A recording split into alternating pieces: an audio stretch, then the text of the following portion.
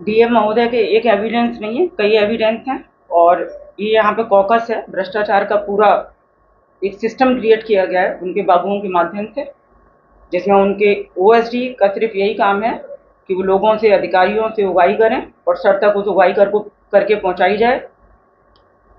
इनका यहाँ ज़मीनों के मामले में भी कई ज़मीनें इन्होंने लोगों को गुमराह करके, फर्जी व्यक्ति खड़े करके वो कर लिया है। सर का उसमें रिपोर्ट मैंने भेजी तो मुझ पर दबाव बनाया कि मैं एडवर्स रिपोर्ट बनाऊं इनके बाबुओं के खिलाफ, ना लिखूं। ऐसा मेरे द्वारा नहीं किया गया। उसी से कुपित होकर सर के द्वारा और उत्पीड़न करना शुरू कर दिया गया। उसी उत्पीड़न के क्रम में मेरी 8 महीने तक लगातार वेतन रोका, नैतिक अनैतिक डिमांड्स रखी, एडवर्स एंट्री की। दुनिया भर की ये सारे उत्पीड़न झेलने के बाद मुझे अपने बचाव में माननीय उच्च न्यायालय इलाहाबाद में रिट दाखिल करनी पड़ी। जैसे ही मैंने रिट दाखिल की, ये उससे और ज़्यादा कुपित हुए। इनके द्वारा मुझे कैंप कार्यालय बुलाया गया, वहाँ घंटों मुझे बिठाया गया। वहाँ 2 मजिस्ट्रेट और थे, चाहें तो आप उनकी भी बाइट लेके पूछ सकते हैं गवाह के तौर पे। और इनके द्वारा तमाम मेरे ऊपर दबाव बनाए गए, धमकी दी गई कि अगर मैंने रिट वापस नहीं ली तो तुम्हारा प्रशासनिक ट्रांसफ़र कर देंगे, तुम्हारी शासन में रिपोर्ट भेज देंगे। सर रोज़ मेरी जुडिशियल मैटर्स में जांच खुलवा ली जाती है, मेरा डिस्पोजल बाद में होता है, जांच पहले हो जाती है। उस जांच को एक मीडिया कर्मी है जो इनसे काफ़ी स्पॉन्सर्ड है इनफैक्ट, उसके द्वारा चलवाई जाती है। वो पायरेटेड वीडियोज़ भी चलाता है। लगातार 2 महीने से मैं पुलिस को उसके विषय में तहरीर दी, जिस पर कोई कार्रवाई नहीं हुई।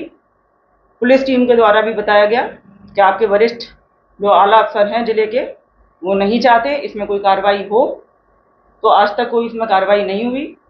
लेकिन कल जब इनको पता चला कि मेरे पास अब कोई दूसरा ऑप्शन नहीं बचा, क्योंकि माननीय हाईकोर्ट से ऊपर तो कुछ भी नहीं है, और उसके बाद भी अगर टॉर्चर हो रहा है, मैंने प्रेयर भी की थी वहाँ पर कि सर मेरे हितों की रक्षा करें, मुझे सुरक्षा मिले, मेरे साथ कुछ गलत व्यवहार ना हो। उसके बाद और ज़्यादा गलत व्यवहार हुआ तो मेरे पास ये अंतिम विकल्प था।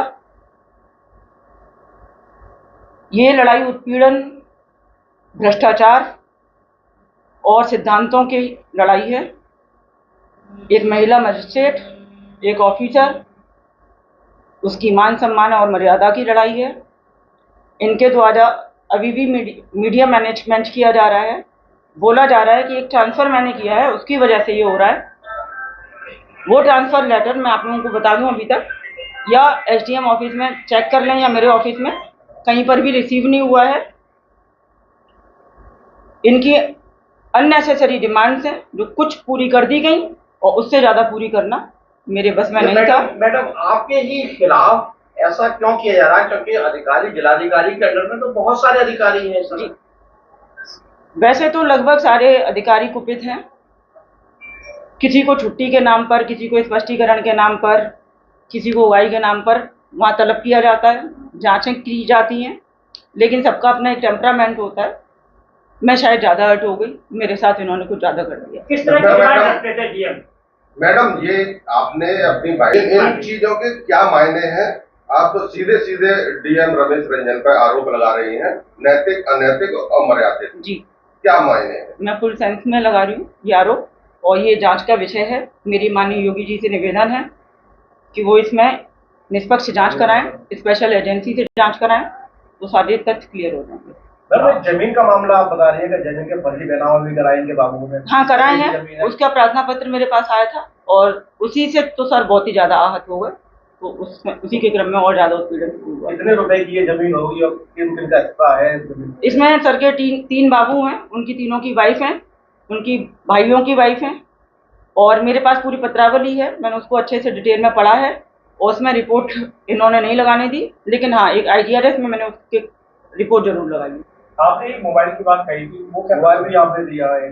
यही अनैतिक उत्पीड़न है, नैतिक अनैतिक यही उत्पीड़न है। एक मोबाइल की डिमांड की गई और वो वेरीफाई भी हो जाएगा, क्योंकि इसको ये खुद ही यूज कर रहे हैं। एक आपने अपनी बाइट में क्या है ये मामला? तरीके हैं, 8 महीने वेतन ना दो, अपने आप जाएगा, पहुंचेगा आदमी। आपने किस बेस पे बुलाते थे?